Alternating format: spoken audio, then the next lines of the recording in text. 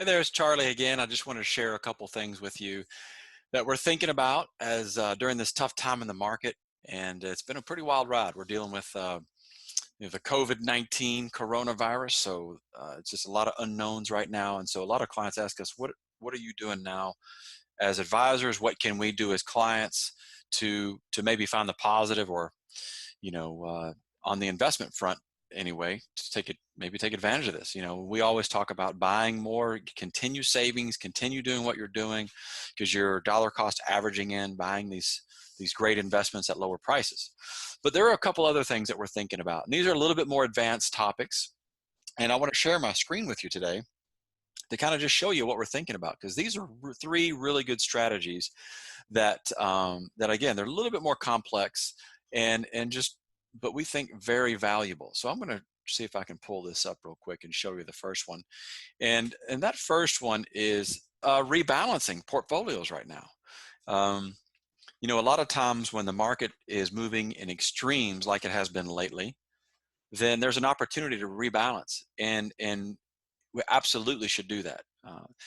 If you're a do-it-yourself investor, then this is something you need to be thinking about or watching. It's not easy to do. It takes a lot of discipline. It takes a good process.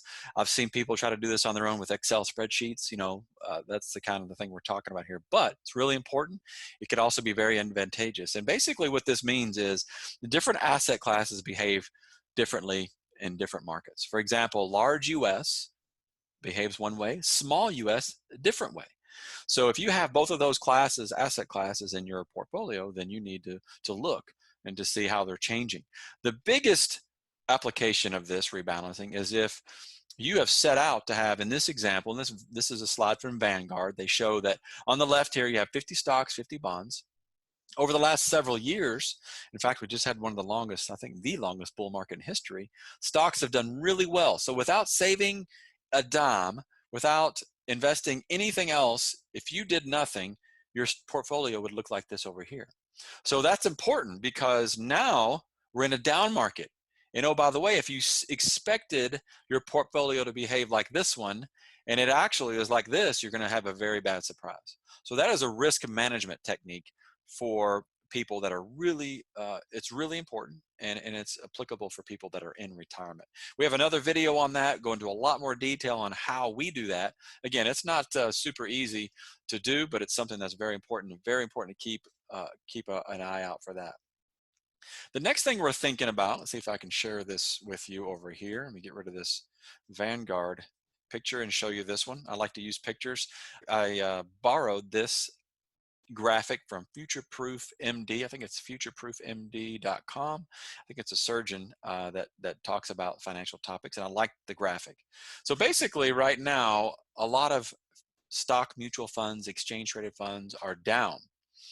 And so what does that mean? That means if you have been converting maybe on an ongoing basis, or you've been thinking about converting your traditional IRA, maybe pre-tax IRAs, if you've been thinking about converting that to Roth IRA. Now this is demonstration here is talking about how you do the backdoor Roth. Basically, you contribute to a traditional IRA, you pay tax on that money grows possibly, and then you convert it to a Roth. The point I'm making right now, what we're looking for is, hey, look, maybe the value on this traditional IRA was previously, let's say 100,000.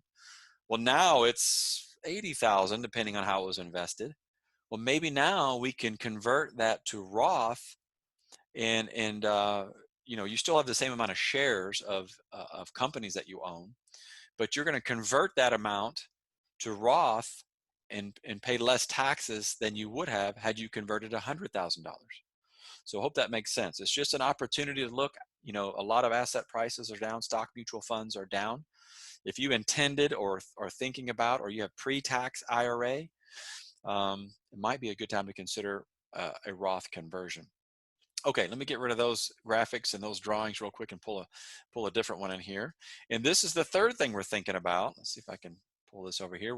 I looked this up on Personal Capital's website. They had a really nice graphic about tax loss harvesting.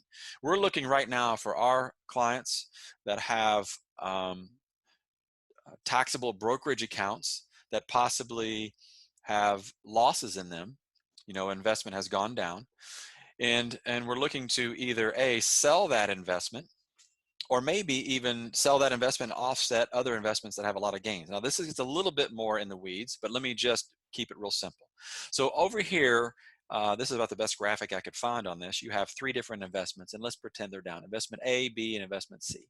So let's pretend that I sell investment A. Well, I like investment A.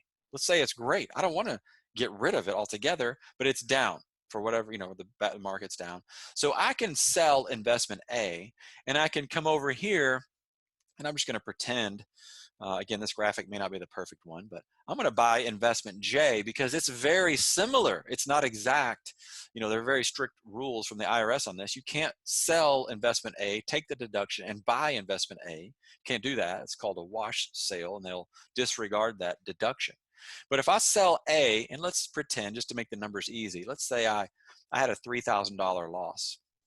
I sell A, and I buy J.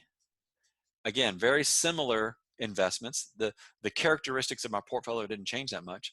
But now I have a $3,000 loss. I'm still invested in the market. I still have a stock mutual fund. It's similar. Now I have $3,000 that I can either deduct against other gains I might have in my portfolio, because if you have a taxable portfolio, you're going to get dividends and capital gains every year that might cause you to pay taxes.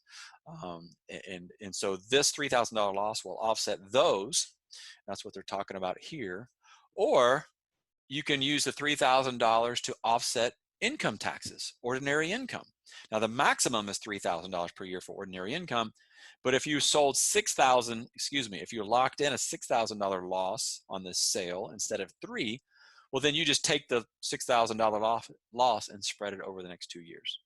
So I hope that helps. Those are 3 things that we're thinking about. Again, kind of advanced topics there that I would absolutely think about and research before you did on your own.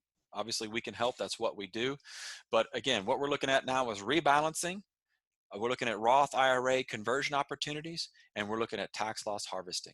Thank you very much, and we'd love to hear from you. We're on leadingedgeplanning.com.